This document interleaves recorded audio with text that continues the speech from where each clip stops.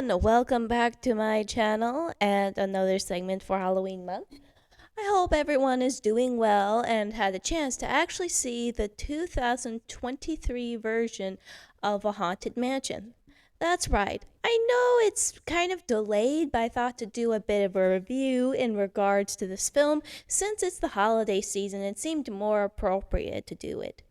So I know there was already a 2023 version where it focused on a workaholic father who dragged his family into a house full of ghosts in hopes for a sale, and unbeknownst to him, almost got his wife into a marriage situation with a dead guy to basically sum it all up. However, this version takes on a whole new twist and turn. So in this video, I'm going to review the characters, the plot point, and what makes this film stand out so much better than the 2003 versions. So buckle up and get ready for the spooks, ladies and gentlemen.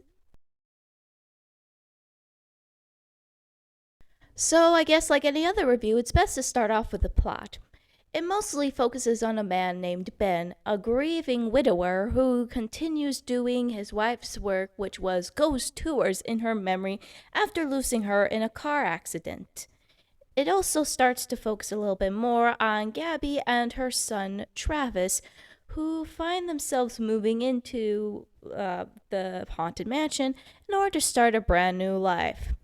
Well, it didn't exactly give them very strong impressions, especially when a creepy knife suddenly appeared right in front behind her son.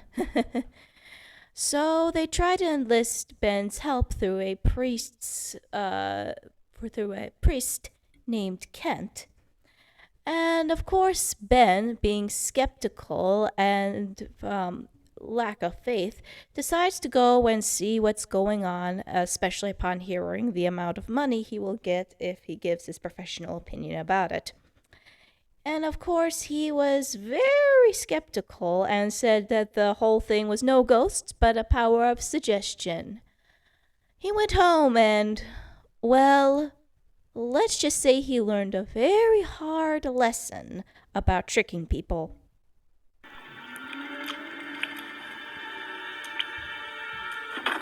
Oh!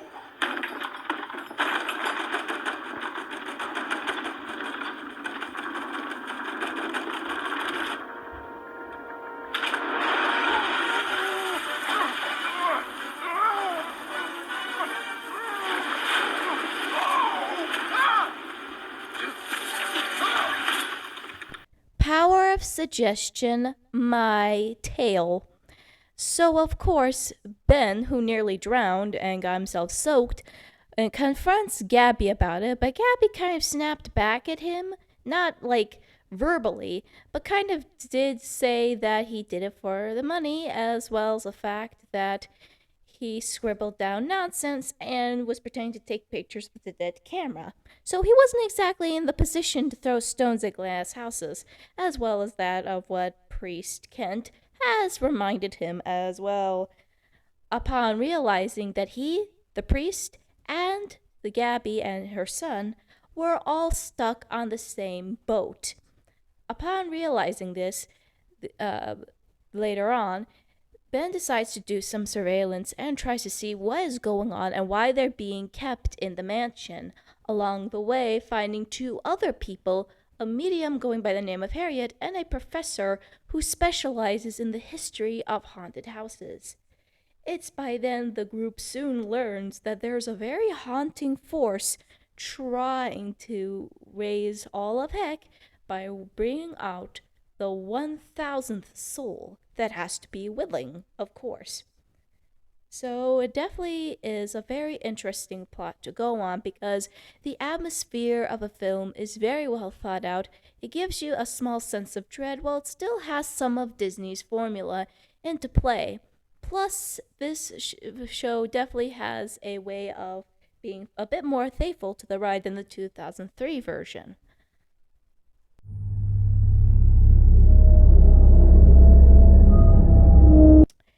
In terms of character writing, I feel like there were a good amount of characters in this show.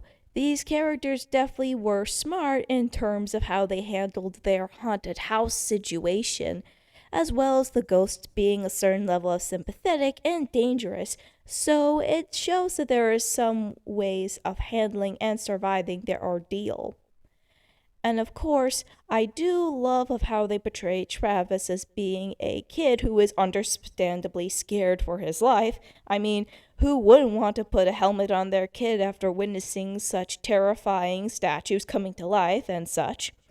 As well as giving off a genuine grief. And sometimes that's a little hard for kid characters to become genuinely afraid without being a little too annoying about that. And in terms of MVP, I'd say that award would go straight to Ben Mathis.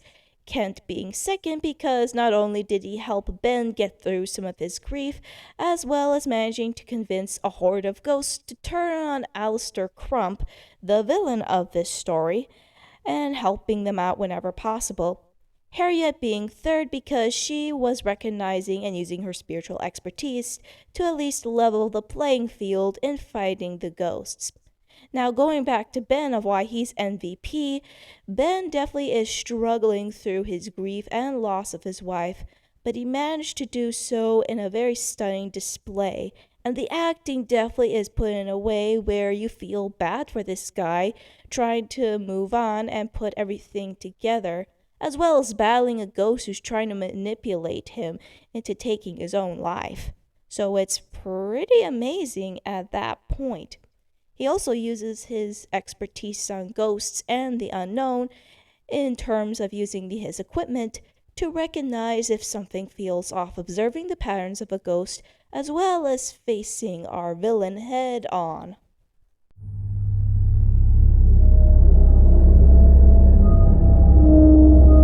I know this will be qualified as putting into the character section, but I thought at least having its separate category because villains are a very unique aspect of a story, and in this case with the Hatbox Ghost, it played a huge role, especially when working into the theme. Alistair Crump, in my personal opinion, was the definition of terrifying in terms of Disney level films. A much needed modern day Disney villain that we haven't seen in probably quite some time, according to other fans. Another thing that to point out is the fact of his power of control. The way he manipulates people into doing his bidding is definitely terrifying, to say the least. Oh, and it's not just that alone, it's his presence. I mean, when you get to the part where Ben is in the spirit world and actually sees the ghost for the first time,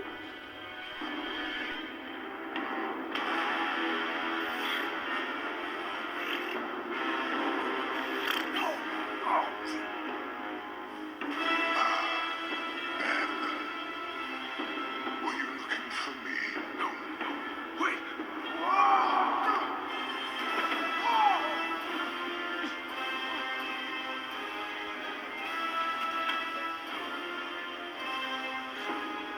No reason to be afraid. Now, I know this place is absolutely dripping with the most sorrowful souls, all searching for what eluded them in life, searching for purpose, too cowardly to do anything about it. But you have promise. You know that life has no meaning, that we all end up in the dirt. yeah, no wonder anyone's scared of him. The guy is intimidating not only through voice, but through power.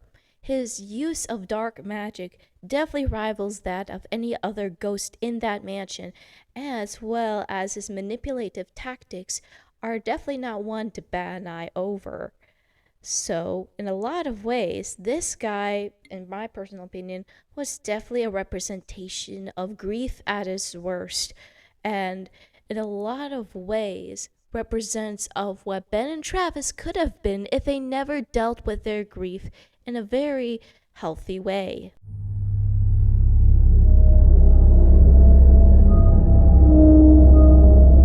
Product placement aside in this story, it really does a nice job of doing grief and handling the loss.